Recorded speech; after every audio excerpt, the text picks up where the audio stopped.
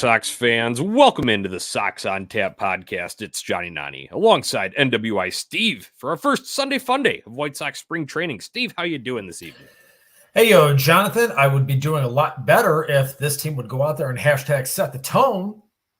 We got problems here we need to discuss. We got problems. You're right. This episode is going to be called a very White Soxy start to spring training because we've got a bunch of storylines that we're going to bring you here on this episode, and some of them are good. We've got some positive returns from some performances going on in Cactus League action, but then we've also got our share of very White Sox storylines. It would not be White Sox spring training without injuries, without ridiculous quotes from Pedro Grifol, without guys playing out of position. We've got it all coming at you here in this episode of Sox on Tap. Go ahead and subscribe over on YouTube on Tap Sportsnet. Press the like, subscribe button there, and the little bell so you know when we go live. Jump in the comments. Appreciate discussion that goes on with our lovely fans there. Give us a follow on the socials at Sox on Tap and at On Tap Sportsnet. And as always, OnTapSportsNet.com is your go-to place for all your Chicago sports, literature, and podcasting needs. Steve, let's jump right in with what I call the regulars. Talk about guys, everyday players that we expect on this team showing out, and they've basically gotten a turn through for most of the guys that we are used to seeing on a regular basis here. Some good, some bad. What have you seen so far? I mean, Noodle Boy's picked up right where he left off last year, just, not doing much of anything. Meanwhile, now we're getting a nice start to the spring from Yoan Moncada and Eloy Jimenez, two guys that have really been lightning rods for this team over the last couple of years, and a lot of discussion centered around these guys. I know there are some people within the fan base expecting Moncada to finally put together a healthy and competent offensive season as he is going to be competing for his next contract this winter. So, the famed contract year bounce, some people are kind of looking for out of him here, and who knows, maybe they'll actually get it and maybe flip him at the deadline for something useful. So what you're saying is Matt Crawford may be justified here. Listen, everyone knows I hashtag stand with Crawford, and I always will. He is a hashtag family man, and I believe in him, and I believe that his position may very well end up being justified here when this thing is all said and done. All right, we've got a little bit more on Moncada, but we'll save it because that ties into another topic here in our rundown. Let's start with Eloy at the top there. Raking a bit early in spring training, Steve, shooting some gaps, driving some runs home. It's encouraging to see, but then you got to take a step back and be like, well, Hanser Alberto lit up the Cactus League last year too. What do we make of this? Look, for veteran offensive players, I mean, there's not really much to take from spring training performances, particularly in the Cactus League where the ball does fly a little bit more than down in Florida. Thin air, pitchers struggling with their secondary pitches, so can be a little bit deceiving from an offensive perspective there. With Eloy, look, it's always going to come down to two things. It's going to come down to health, and it's going to come down to ability to lift the baseball. If he turns into that ground ball factory, we've seen how problematic that can be. And if he can actually stay on the field in the batter's box, kind of important. We've seen more frequently than not during his tenure here with this team, he's had a hard time piecing those two things together, the health and productivity aspect at the same time. So until we really see it, I'm not going to take a whole lot from a good week in the Cactus League here, although everyone knows I am a big believer that you hashtag set the tone for the season in Arizona here. But with Eloy, I need to see a little bit more proof in the pudding. Right. I got a couple remarks on Eloy here. It's better to see doubles to the gap than it is weak ground outs to the infield. So I'll take that. I'll take that. I know, you can't make too much out of it, so take it with a grain of salt as well. But when you got a team that I know it's Cactus League here, but we're 3-8, struggling to score runs. When a guy can actually go and bring those home, it makes it a little bit more hopeful because I was just thinking about Saturday's game, that 14-3 loss against the Rangers. Once again, it's Cactus League, but it's never fun to get your ass kicked. So Eloy bringing home some runs is at least positive in my mind. On the other side of that, beyond on-field production, there's been much made about these guys kind of gassing each other up or propping each other up, right? The Luis Roberts and Eloy Jimenez and Yoan Moncadas of the world, that kind of triangle, right, of what you expect to be your everyday core that's left, I guess. I want to see that actually come to fruition, because it feels like all these other teams have, like, good camaraderie in the clubhouse. Then it leads to a surge as a team, right? I feel like we've never seen that, even when things were going okay in 2020 and 2021. Well, a big part of the problem was that triumvirate right there. You've had a hard time keeping them in the lineup at the same time together. I've written about that, the problems from that aspect of things here, but you're absolutely right, Jonathan. If you could get the three of them healthy in the lineup consistently together, it would finally be interesting to see if they could play off of each other, and if maybe they inspire a little bit better performance and a little more focus, because that's something that gets called into question quite a bit with all three of them, if we're being completely honest. So, if they can say, hey, you know what, this is a big year for all three of us right now. Let's all really put this thing together and kind of show the baseball world that we are better than what we have shown to this point, with the exception of Luis Robert Jr., because, look, he performed like an MVP candidate a year ago. So he has shown that more so than the other two really have. Well, one thing that I would just finish up with on this front is, you had mentioned Luis Robert Jr., and he has the production on the field from last year's excellent season, right? Stayed healthy for the most part as well, barring, that little tick up at towards the end of the season. He's done it there on the field, so we already know that. We know what kind of caliber player is. It would be very nice, even if it was behind the scenes, if he took a little bit more of a leadership mantle this year. I would like to see that, and I think that would be beneficial for this clubhouse. It talks a lot about culture, and as you get fancy catchphrases that we'll get to in a little bit here.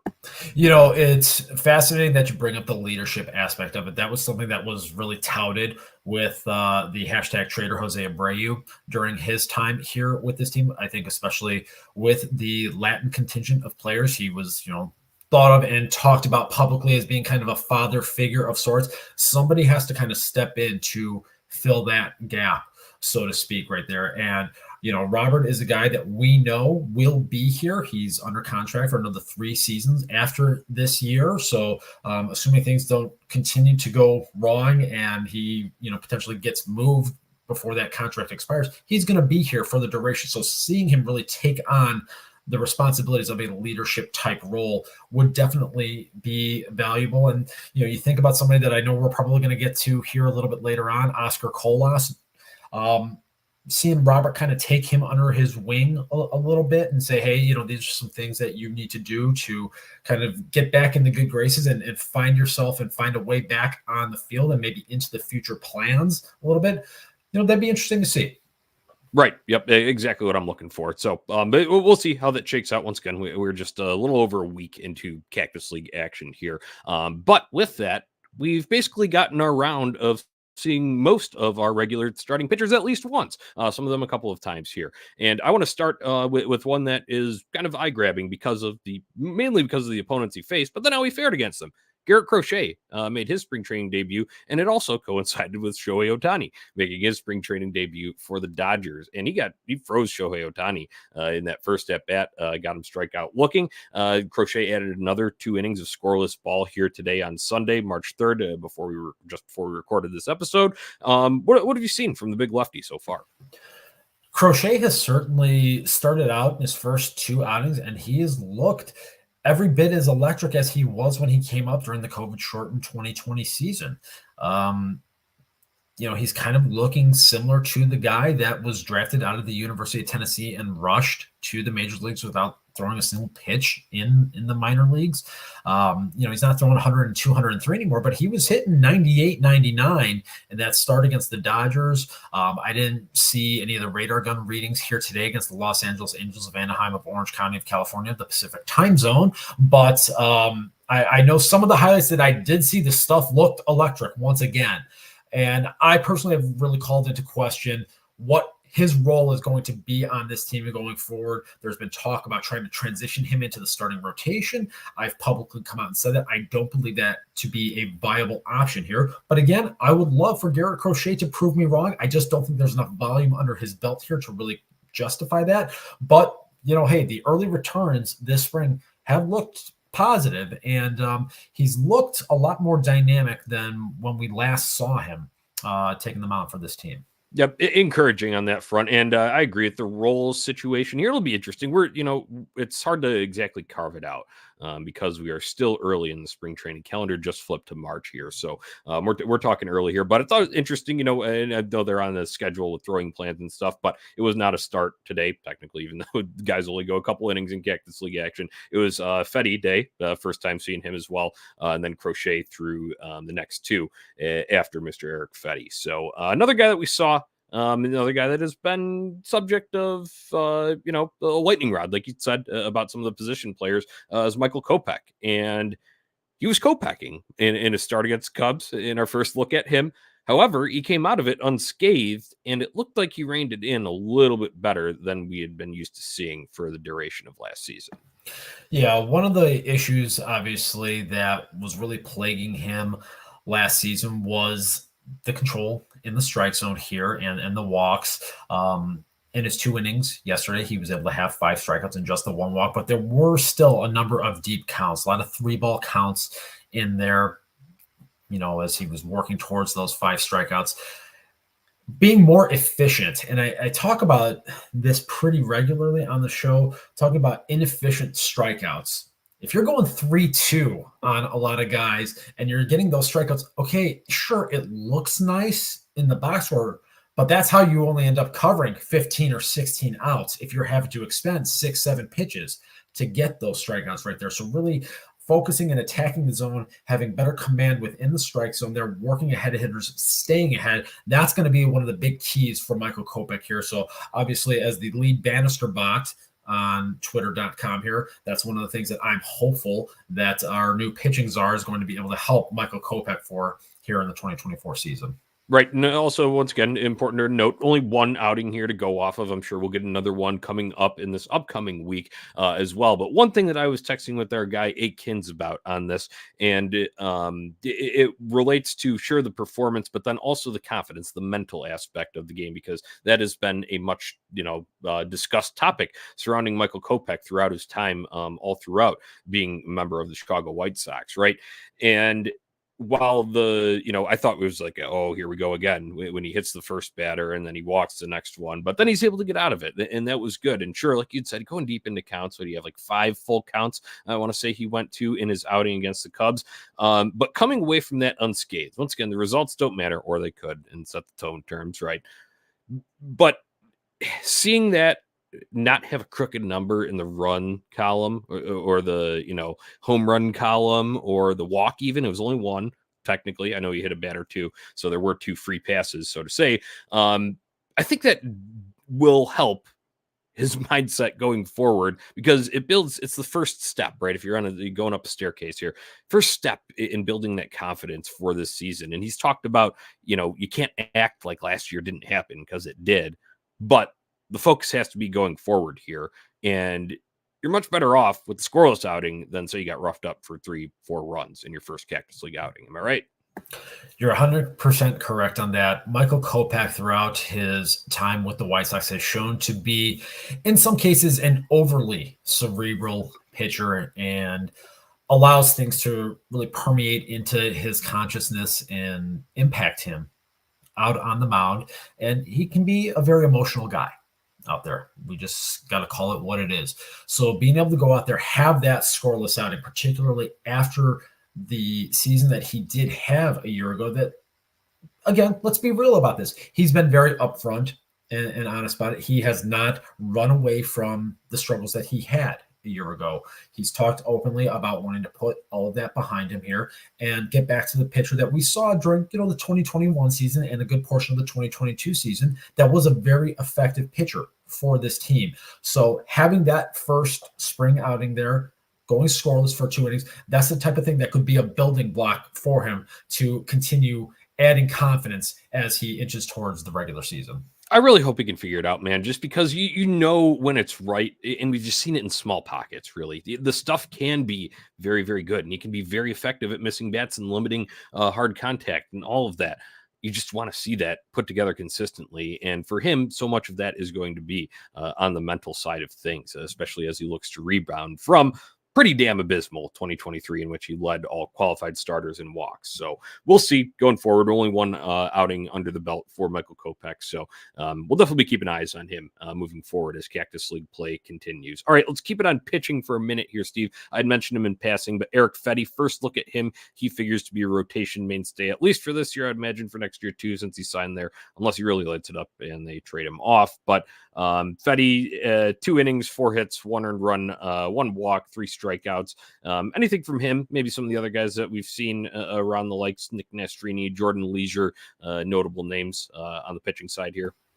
Nastrini and Leisure, 2 guys that came over from the Dodgers in the Lance Lynn deal a year ago, have both looked pretty solid in their limited outings here during Cactus League play. Leisure is a guy that has the makings of a potential future closer, and he's someone that has been labeled as such by prospect evaluators. The stuff definitely plays. So to see him go out there and, again, having success early in his first camp with this team is pretty positive. Nastrini, a guy that some are penciling in as a rotation piece into the future here coming up at some point during this season. Again, it's fascinating to see how he's going to develop during this first camp with the team. Again, working with Brian Bannister, working with Ethan Katz, going out there and having some success. And the stuff does look nasty from both of those guys. So there's certainly some positives to take from that. Eric Fetty, giving up the 4 hits here today. Again, it can be a little bit misleading when you see some of the batted ball data in there. The infields in Arizona play notoriously fast, so ground balls have a tendency to get through there much quicker than they would in Chicago or in some of these outdoor stadiums in the Northeast that the team, is going to play in throughout the course of the season. So that can be a little bit deceiving from that aspect of it. But he definitely did show some nice put-away pitches there, getting those 3 strikeouts over the course of the 2 innings there.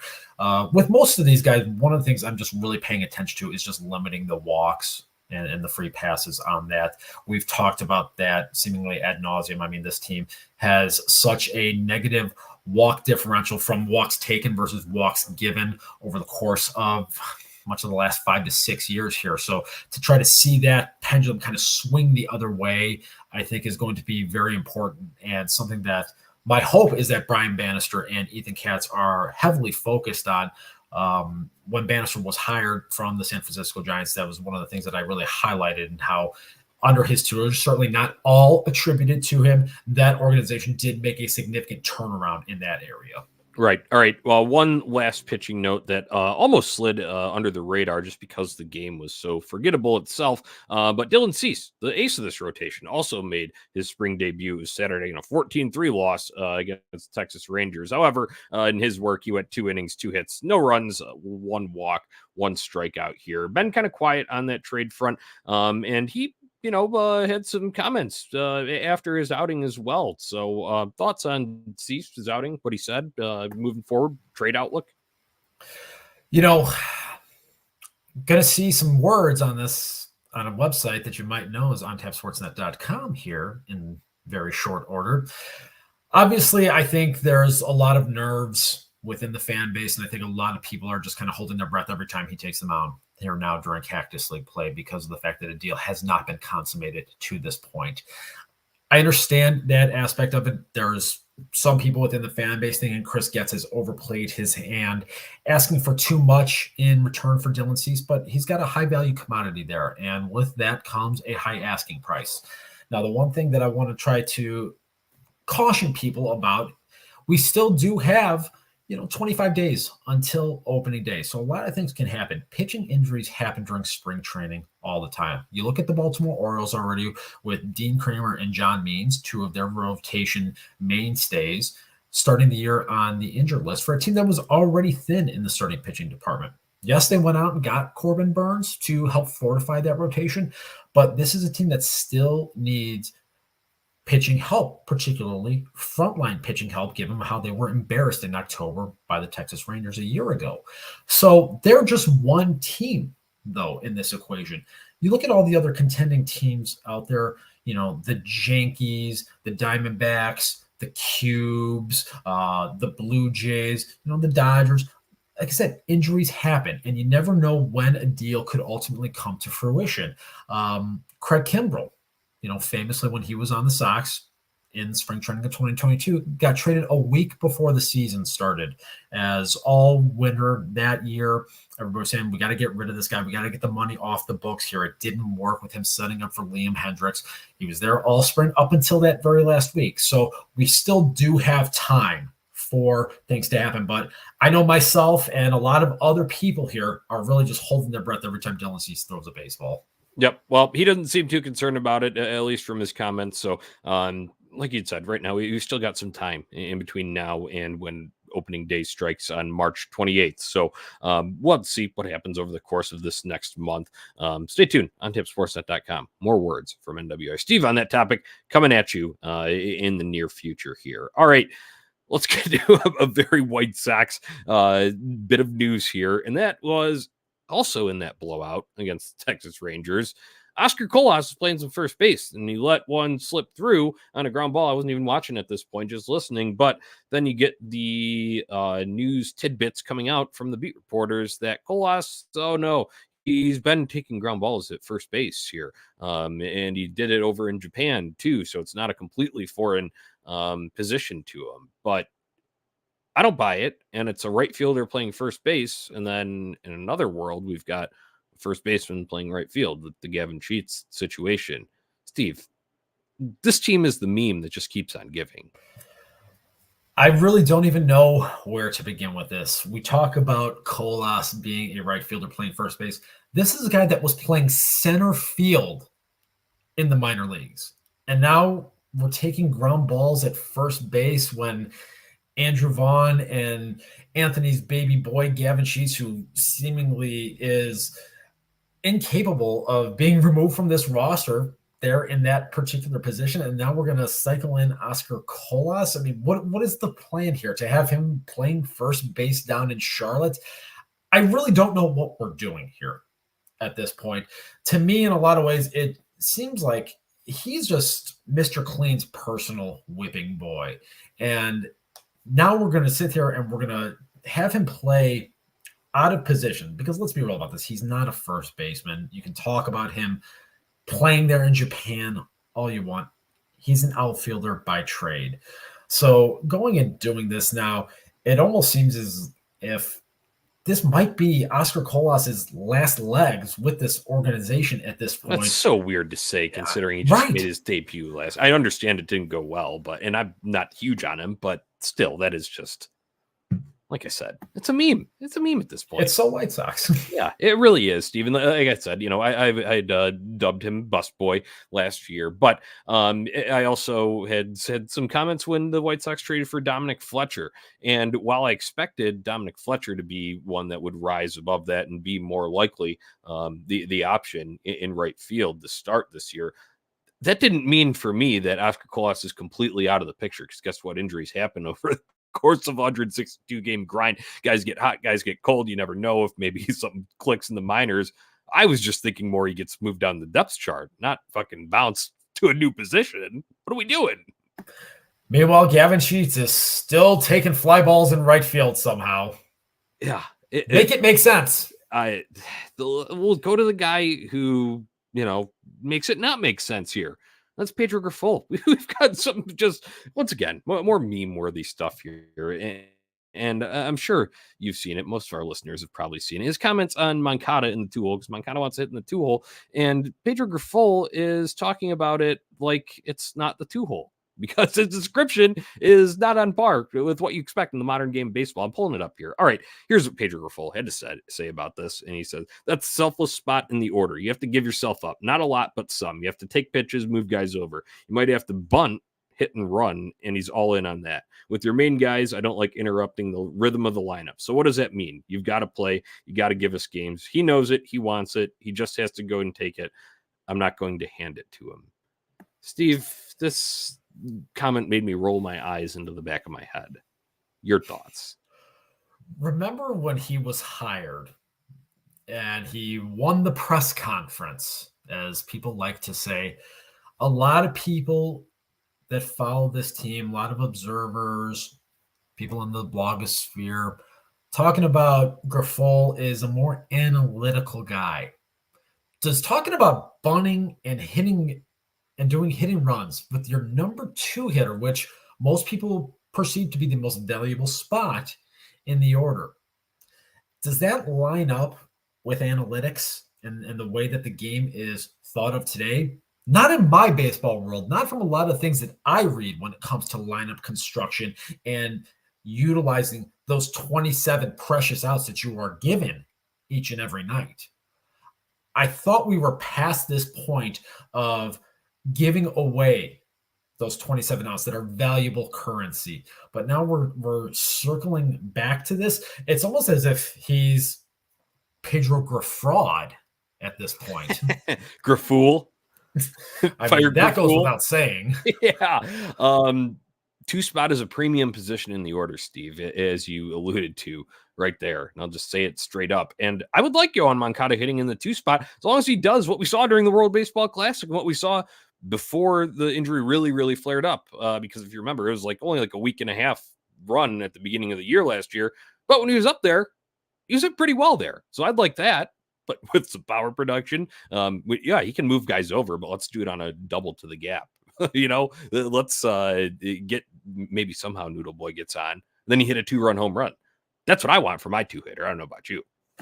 I would like that very much. I would very much enjoy getting back to that Yoan Moncada that even if you go back to the COVID short in 2020 season when he finished 5th in all of baseball with a 370 on base percentage. I would kill for the 2019 version that had a slugging percentage that started with a 5. Now, granted, looks at this point as though that was just more so a byproduct of the super bouncy ball that I've talked about quite a bit. But, I would very much enjoy Yoan Moncada getting himself into some hitters counts. 2-0, 3-1, sitting dead red on fastballs and looking to drive the ball and do damage. That's been one of my biggest criticisms of him since he got up to this team in, July of 2017 is he's not aggressive enough in the strike zone when he gets himself into hitters counts. That's what I want to see out of Yoan Moncada. And that's what I want to see out of any number 2 hitter.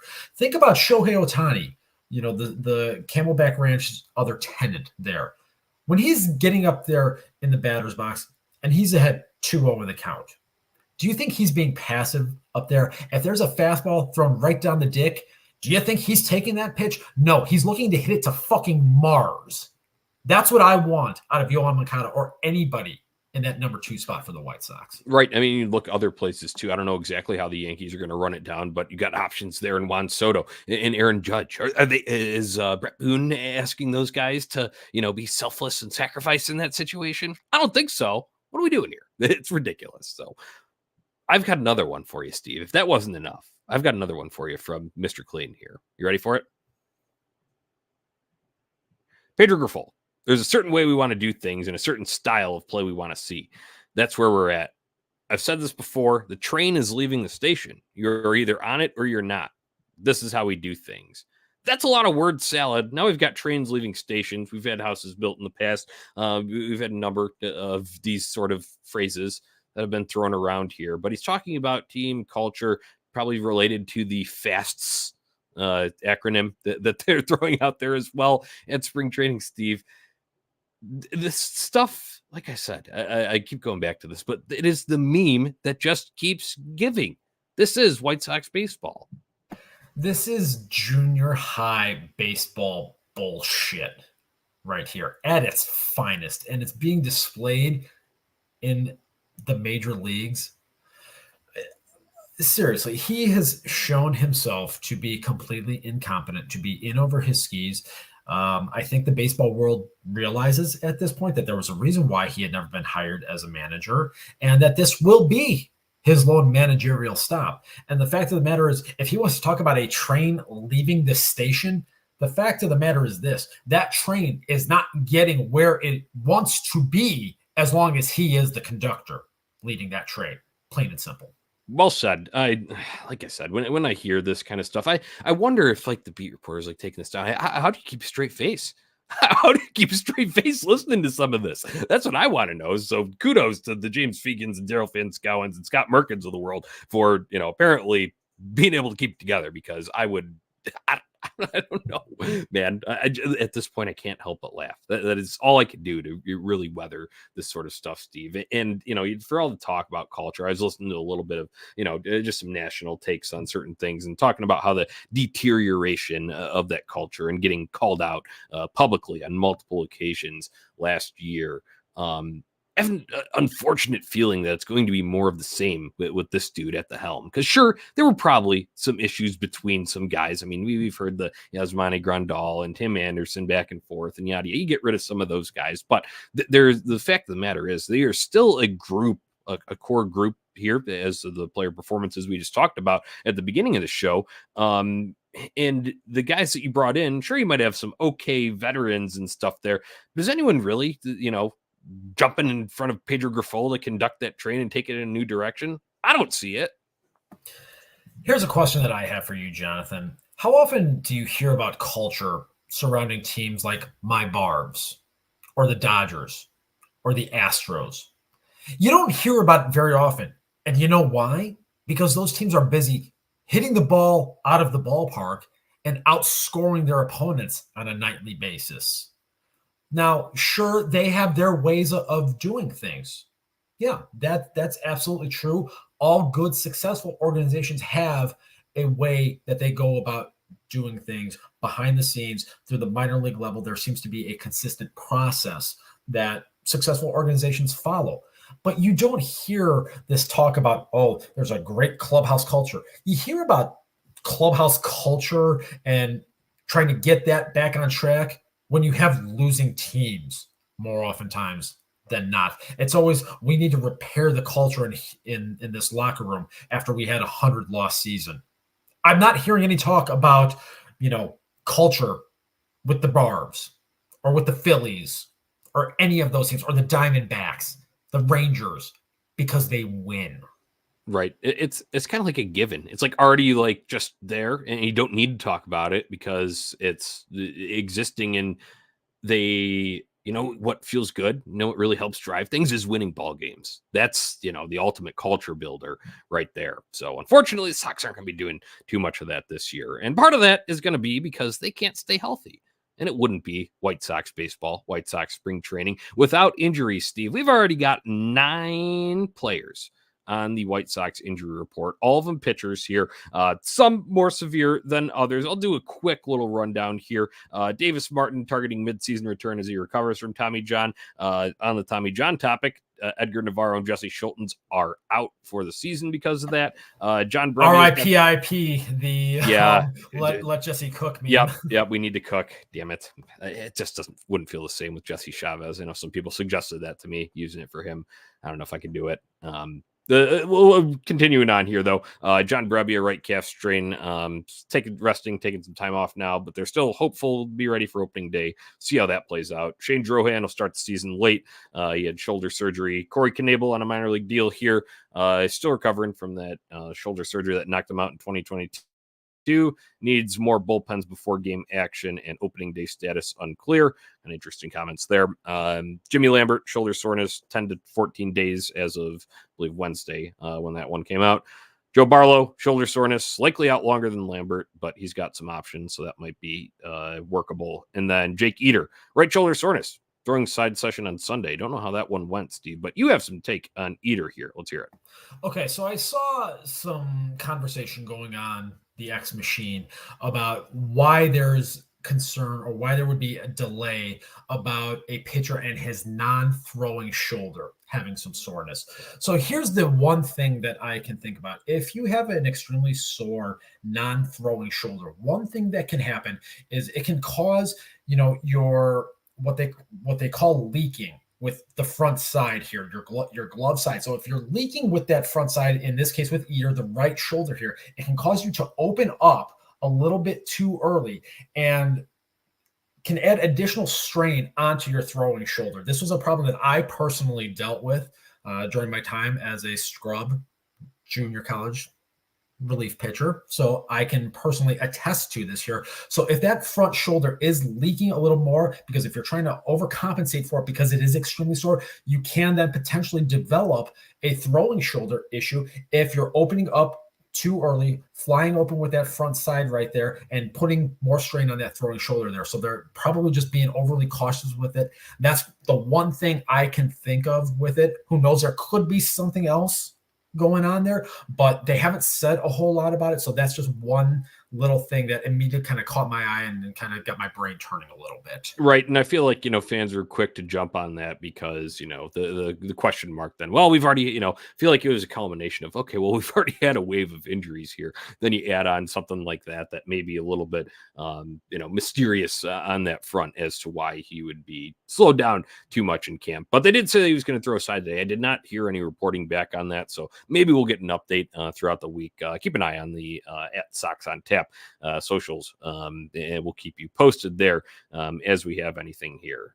Steve, on this injury front, we'll get on to our next bit of discussion in a minute here. Any of these concerning here on this front? I thought it was a little bit interesting that, they were asking about opening day status for Corey Knebel, who's here on a minor league deal.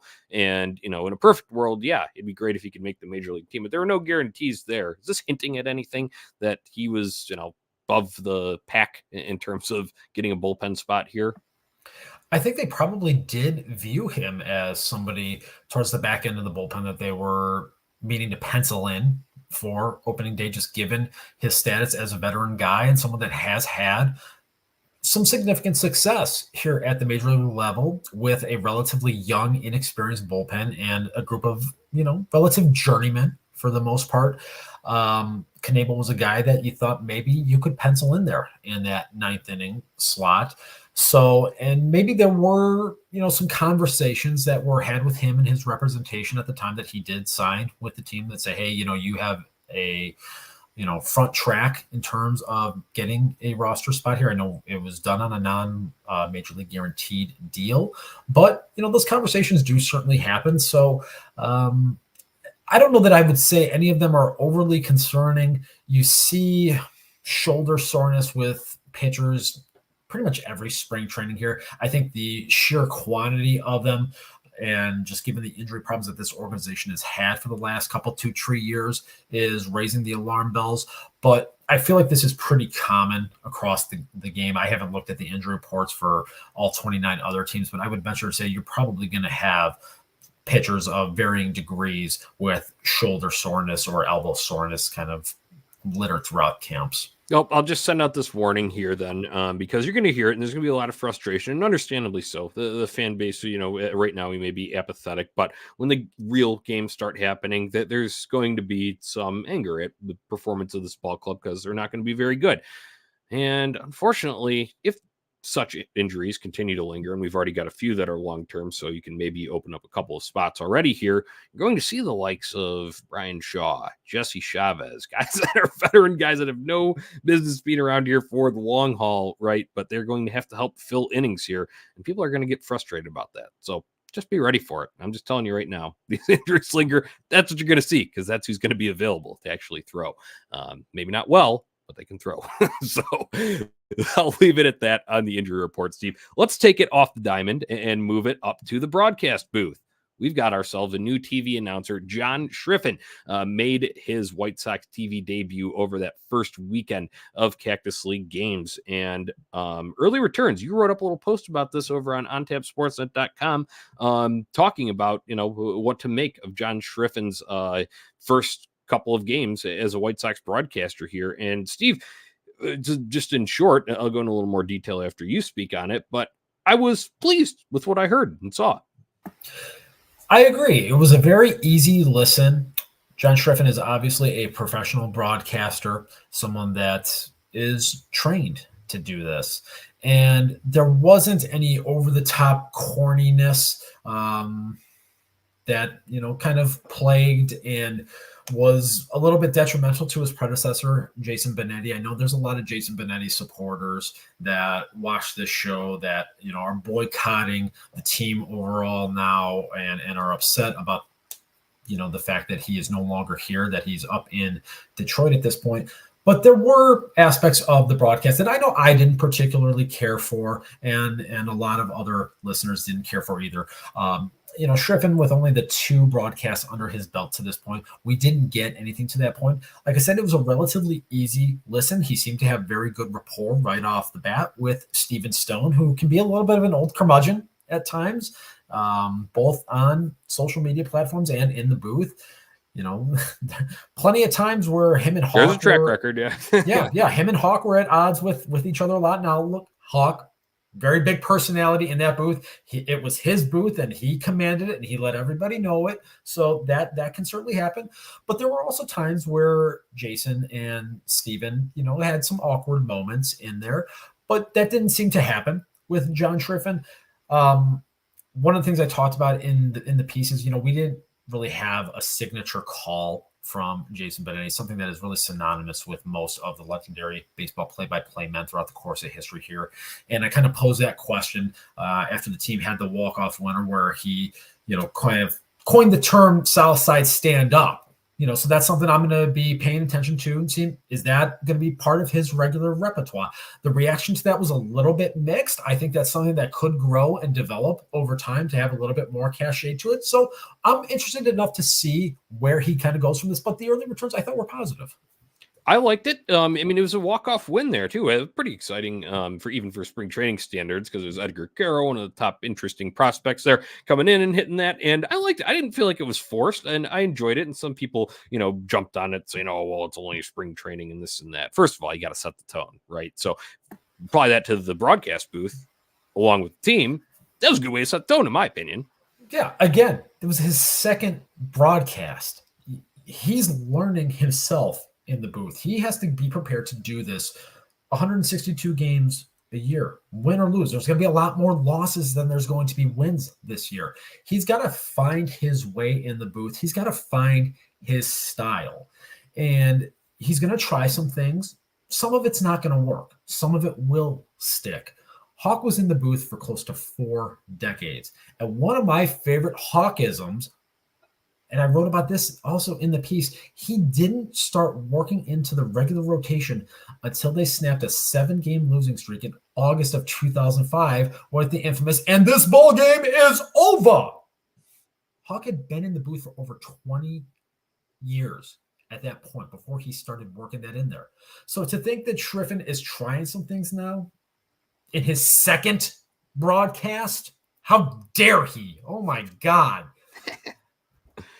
Yeah, you're going to get some pushback just because of, like you had said, Jason Benetti had very adamant supporters, and I understand that. To each their own. I was somewhere in the middle on it. I feel like, and you were in the same boat there. Certain things, aspects, moments that I enjoyed with him, then other ones that made me cringe a little bit, right? That was just how I viewed it, and depending on the day, the outcome of the game as well. That's how I just perceived it on Jason Benetti's end. But I want to get to a couple tree bullet points here, Steve. Specific things that I liked about John Schriffen. I really like how he lets the game breathe. I believe there was a nice play by Brian Ramos at third base in the very first game that he called against the Cubs, and it was kind of nothing overly spectacular, but it was a nice ranging play to his left, and he had to stick the glove out and make a good solid throw over to it. And Schriffen called it with the proper level of excitement for something like that when the Sox were down 4-1 or whatever it was at the time, right? Then he let it breathe, and then as the producer cuts then to the guys high-fiving each other with the gloves as they go in, and they blend it into a slow-mo replay of Brian Ramos doing that. Schriffen then followed up. He let that moment breathe, and then he followed up and said, "Brian Ramos, flesh in the leather at third," and then transition into whatever he needs to say right before the commercial. I like that. That just felt very natural to me. And like I said, I think it was appropriate amount of excitement for the situation. Another thing that I like on John Schriffen's part is the reluctance to over-glorify an opponent, something we saw with his predecessor, right? I was kind of in and out of one of this. I want to say it was the game against the Cubs, but it was Eloy, I want to say, or it might have been the game against the Mariners, but either way, he hit a ball pretty hard, but it was a nice play by one of the Mariners in the field, I want to say it was. And instead of saying, "Oh, what a great play by whatever the no-name second baseman is or whoever," it was, "Eloy robbed of a hit there." that's a return to more Hawk style. Maybe not called in the same exact way, not the dadgummit, not that exact style, but you know what I'm saying, right? Back to a little bit of that homerism. It doesn't have to be over the top all the time, but just those little moments. Because you know what? I'm a White Sox fan in my head, and I'm thinking, damn it, Eloy got robbed there. Oh, John Schriffen just said it. I like that, right? Then another one. You know me. I am a professional hater, Steven. I hate the Cubs. And John Schriffen already dropped one in his very first broadcast, even though it's Cactus League spring training here, about I hate to give the Cubs any credit because I already don't really like them at all. That immediately also lit up in me because the whole time I'm watching that, seeing anything Cubs related, I don't like the Cubs. That's just me, my personal takeaways from it, Steve. I agree on a number of those fronts right there. Obviously, any kind of Cubs slander is the type of thing that will garner support within much of this fan base. And John Schriffen, kind of got the memo. He talked about during his early media sessions about kind of getting a sense for the fan base. And who knows, maybe he's listening to this broadcast right now. Again, John, if you are, we'd love to have you on to talk a little bit more. Right. Yeah. Right. Because, he, like you said, he did do his homework on it. And it seems like that, once again, we're only 2 broadcasts in, but luckily we will get a couple more this upcoming week as the staggered broadcast schedule will resume with a couple of matchups this week. So I'm sure we'll have more, but it'll be interesting to see how he develops here throughout spring and then into the regular season too. Because when it matters, Steve, emotion's going to be ratcheted up a little bit more. Like I said, even though this team doesn't have very many expectations about it, why are we all here? We're passionate White Sox fans, so we want a passionate White Sox announcer, right? 100%. A lot of people like to give Hawk crap. Actually, I take that back. Most of the criticism that Hawk got were from fans of a certain team that portend to not care about the White Sox, yet they have a lot to say about Hall of Famer Hawk Harrelson. Suck it. Yep. That's right. All right. So, I mean, John Schriffen kind of getting back to that, maybe not, like you said, with the same emphasis that Hawk would have, but you're the White Sox home play-by-play announcer. We want that. We care about this team. You've said it yourself. We are emotionally invested. We want somebody on our side. So I like hearing that. Yeah, right. And part of it, just real quick on that note, I understand Jason did a lot of national commitments, right, in terms of broadcasting there, and maybe that bled into his styling then for White Sox. But when you have a team that you see every day, right, over the summer, baseball's 162 game grind. He couldn't be there for all of those. Once again, not that was up to the Sox and him between on that confrontation on that front. But either way, he had some fill-ins there, and then when he came back, it was like still dusting off the national announcer mode, right, and having to get back into White Sox mode, only for him to then go on an assignment next weekend, right, when college football started rolling around. So I'll just leave it at that. My last note on broadcasts, name's right here, tried and true. I don't have anything to add, but hearing Len Casper's voice sounds like summer in my eardrum, Steve. So I enjoyed listening to a couple of radio calls too when there were not White Sox TV broadcasts. So let's move on from the broadcast booth here, Steve. And I want to talk about just how there is not just on spring training, as you would like to say here, in the year of our Lord 2024, how is there not at least a webcast for every single spring training game? And I understand that there are production costs that go into putting on a full-fledged broadcast for a network, right? That's why there's only a few of them limited in here, and even Marquee on the other side of town, they started taking some of theirs remote, right, to cut down on some costs there. So I do understand that.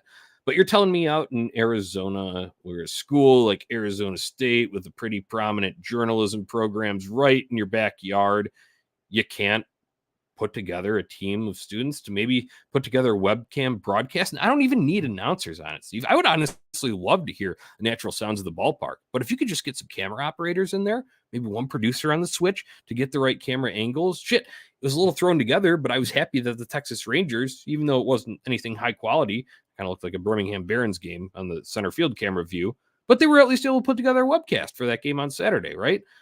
That's what I would like to see at every single one if you're not going to do a full-fledged TV broadcast. I mean, come on. We have the technology. It is fascinating. That's the word that I will use. The fact that they can't put together a broadcast more consistently. You see some teams that are doing it for every spring training game. I was honestly a little bit surprised that NBC Sports Chicago didn't waste one of their 5 and I'm being a little facetious there with the number there, their low total number of spring broadcasts, that they didn't use one of them this past Friday when this team was playing against the Cubes again, because that seems to be ones that they go to every time. So not seeing that happen, knowing that people had to resort to, that marquee Mickey Mouse network bullshit.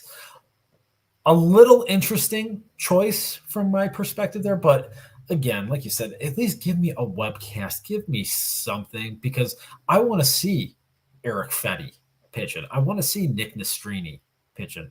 These are the guys that matter theoretically. And, spring training is really a best time to kind of get an early sense for these guys, because I'm not watching Charlotte Knights games when the calendar flips to April. I'm not watching Birmingham Barons games. I'm not doing that again. Give me something to see here. Right. And you know what the thing is? They have those cameras out there because they're not extremely high quality.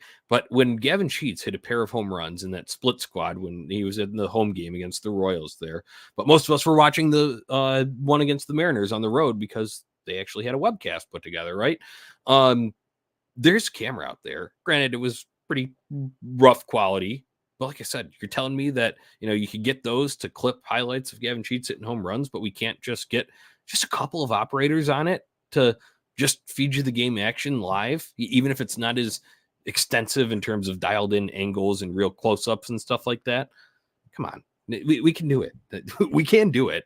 They just refuse to. So that's one of the many issues going on with baseball. Another one is uniforms, Steve. I just wanted to touch on this really quick because Fanatics founder Michael Rubin spoke up. Apparently he's tired of the backlash that they're getting, and he says they're being unfairly blamed for the shit show that is the MLB uniforms. And then on the flip side of that, the always reliable Mr. Bozo the Clown MLB PA boss, Tony Clark, is hopeful the issues will be resolved. Nothing concrete there, but he's hopeful that the issues will be resolved in time for regular season games. Steve, I don't believe either of these guys. I blame Fanatics for their dog shit quality. It's not just MLB uniforms. You go and look at all of the gaffes. There's a full X account dedicated to being called Fanatics Sucks. And they dig up all of the gaffes that come from this company. And it's across multiple sports in terms of fan gear for football, hockey jerseys misspelled or put nameplates upside down, shit like that. And baseball gear has had that issue as well. And now you're seeing it. They're producing on-field gear for these guys. I mean, some of these photo days, I feel bad. It's like, do we need to put NSFW warnings on these? Because those are getting pretty see-through on the white pants, Steve. But hey, remember, the pants they're the exact same that they were a year ago. Right. Remember, that's what they're telling us. All the players that said that they couldn't get their custom dimensions right, they're wrong. And Fanatics boss, Michael Rubin, is correct. Yeah. That's what he wants me to believe. Yeah, totally. Because I know you probably remember as I do, or maybe we just missed it all last spring training. We weren't seeing still shots of players' junks just right out there in the open for people on Twitter accounts. Again, apparently we just missed the pants. They're the exact same. At the end of the day, what it comes down to is this: Fanatics, they must be stopped. I don't know how, but they must be.